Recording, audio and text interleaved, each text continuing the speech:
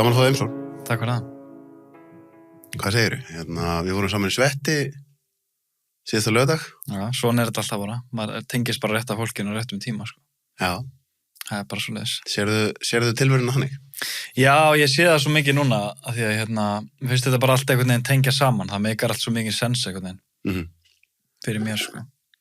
Það var alveg áhugavert að því við erum alltaf saman í góðum kallaklúbbi og svo vorum við í viðræðum að gera þetta podcast og það var áhugavert að svo hitti ég allt í einu Svetti og líka hitti þannig að ég var við hliðina þér. Já, og ég hitti Tolla líka 3 daga í röð, sko, fyrir þetta. Já, er það svoleiðis? Já, ég var að hjálpa að taka upp auglýsingu, síðan var ég í breathwork með honum á föstudeginum og síðan fór ég í Svetti á laugardeginum. Já. Þannig að stundum er þetta bara einhvern veginn, þegar maður tengist sér þá tengist allt annað, sko. Það góður punktur.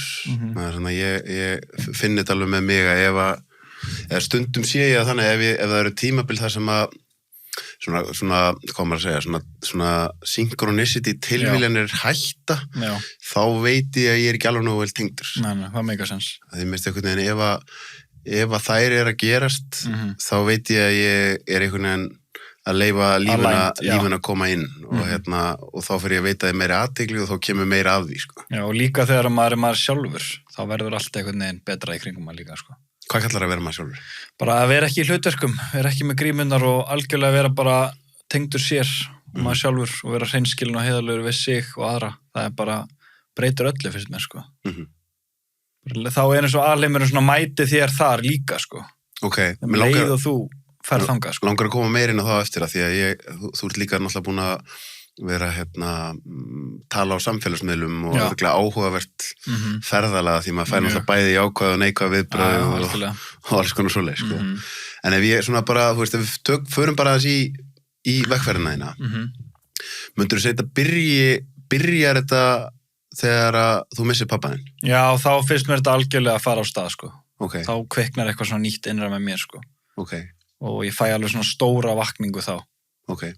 Bara svona fyrir að horfa sjálf á mig meira og sjá svona mig bara hver ég er raunverulega, sko. En hvernig væntanlega eins og með bara áföll almennt að þá allavega eins og ég upplifði þetta, þá er rosalega mannlegt að maður byrjar á að fara í fórnalamb og maður byrjar á að vorkenna sér og maður byrjar á að hlutinni verði verri, en svo þú veist, ef maður vinnur rétt úr því að þá oft getur það orðið þannig að það sem virkaði eins og væri það versta sem geti komið fyrir mann endar á að maður næra að horfa á það sem mikla blessun og eitthvað sem að breytir mann til sveitra. Sko, 100%. Þannig að hvað þetta er hvað, 2021? Já, í mars.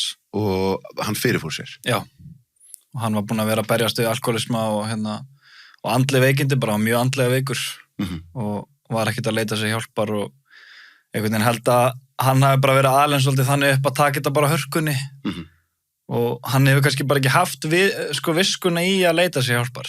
Það er mitt. Þú veist, einhvern veginn haldi bara að þetta væri bara gangur lífsins einhvern veginn, sko. Maður hugsa oft að vera gaman að koma þess inn á það líka með kallmenn sérstaklega. Já. Að þó þetta eigi einhvern veginn að vera þannig að við séum farin að opna okkur meira og eitthvað, þá er maður, þú veist, þegar maður horfir á einhverja fjölskyldu feður sem eru jafnvel velsettir í lífinu, jafnvel ríkir, eiga heilbrigð börn og svo bara allt í einu fyrirfæraðir sér. Að þá hugsa maður hvað manni líður einhvern veginn eins og þetta hefði verið mikið preventable. 100%. Þú veist, það hefði hægt að koma í veg fyrir þetta ef að viðkomandi hefði bara verið tilbúin að leggja sig á borðið og leita sér aðstofar. Já, en þeir menn finnst mér svolítið, þeir þjást svolítið í hljóði. Þú veist, þeir svolítið, einmitt, ber þetta bara allir sjálfir, sko, takit allt inn á sig og er ekki mikið að einhvern veginn að vilji ekki einhvern veginn láta mikið fyrir sig fara, sko, held ég. Það er líka rosa ríkt í okkur, held ég, að finnast við vera byrði á annað fólk. Já, einmitt, það er líka það, já. Þú veist, ef maður er ef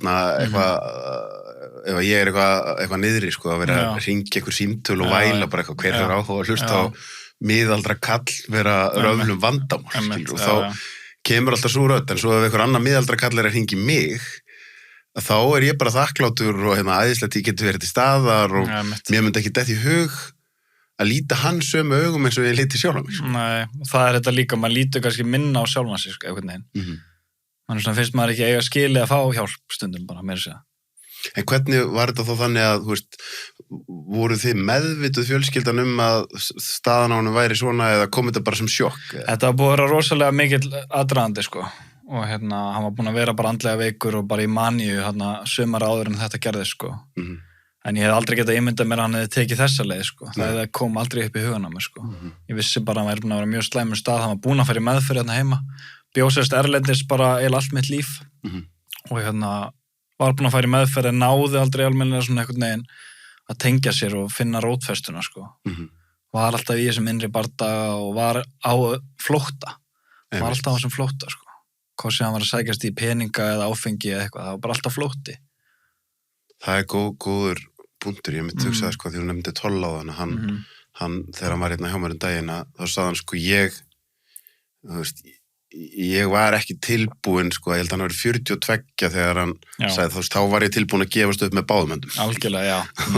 Og þá hugsaði ég það sem einn annar góður maður sagði mann sem einmitt hafði verið að ströggla og fyrirfæri sinni og sagði að hann var tilbúinn að gera allt nema hvað sem er. Já. Og þá það svolítið að þú vilt halda einhverju.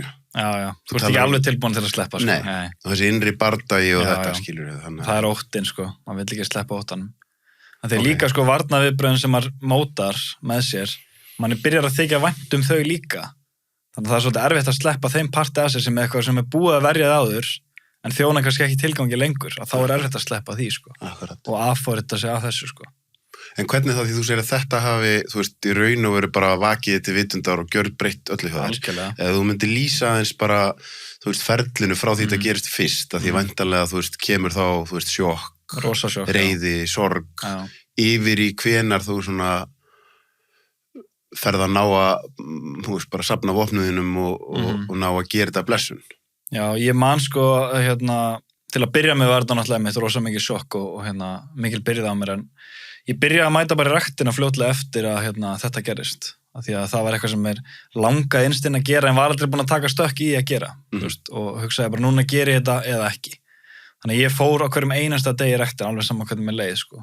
Og það hjálpaði mig gríðarlega mikið, þótt maður sá ekki mun strax, og þá hvernig ég bara hægt og rólega veit maður þetta rétt, þú veist, og maður kemur sér út úr þessu, og það var svona byrjunarpunkturinn minn í þessu, og síðan kemur svolítið mataræðið og heilsan alveg bara í forganginum með þessu, sko.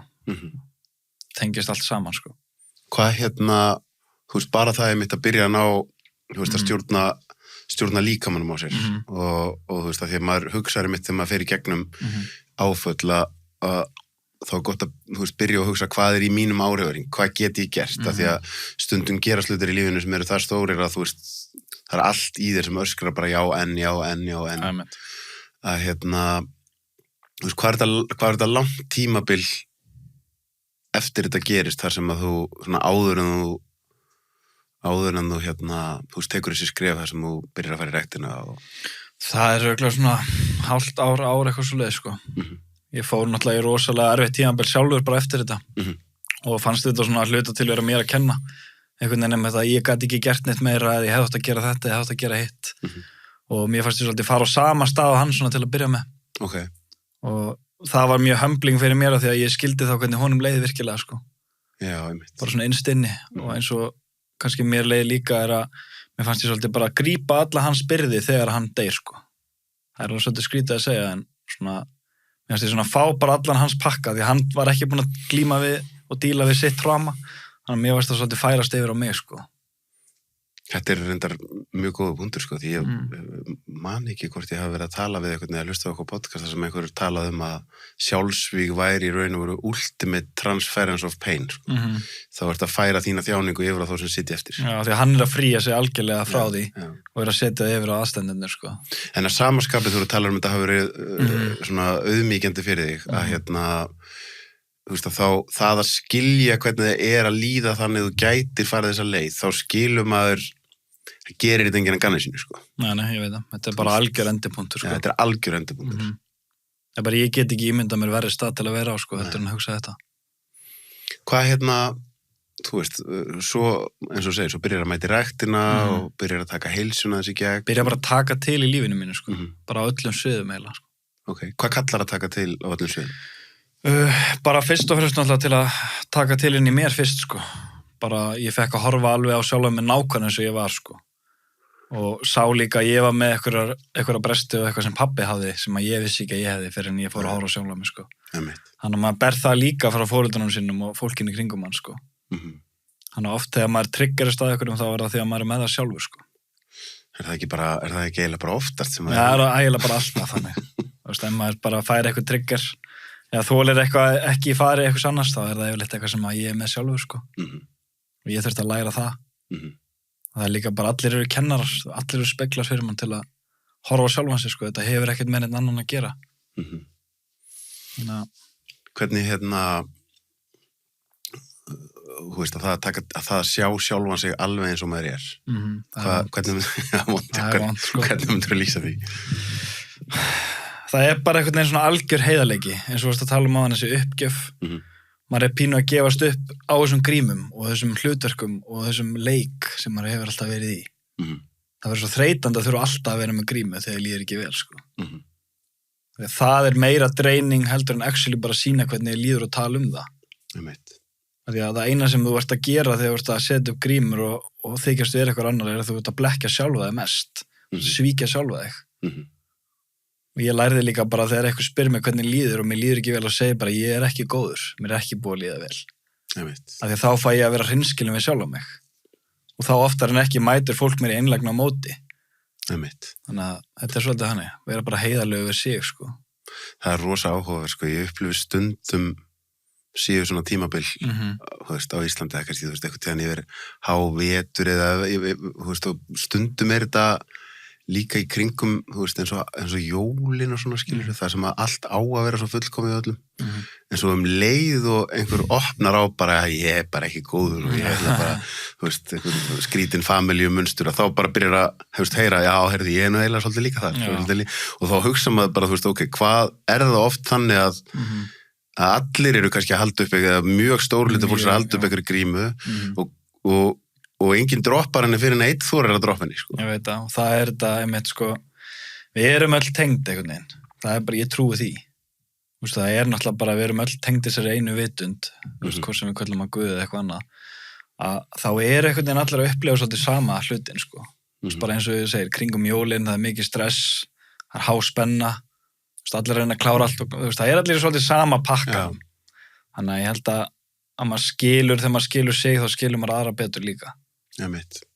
Svo líka gott, þú veist, það getur stundum að þó ég sé búin að vinna mikla vinnu, þá finnst mér stundum erfitt að því meira sem maður fer í sjálfsábyrgð, því meira einhvern veginn, þú veist, þá er það bara, ég get ekki sagt að ég er slæmur í dag út af því að Júpíter er staðsettur öðruvísi en í gær, skilur. Ég meina, sumir gera það. Þú veist, sumir bara nota eitthvað svona ytri, og þá er ég ekki að segja að það geti ekki haft áhrif á mann.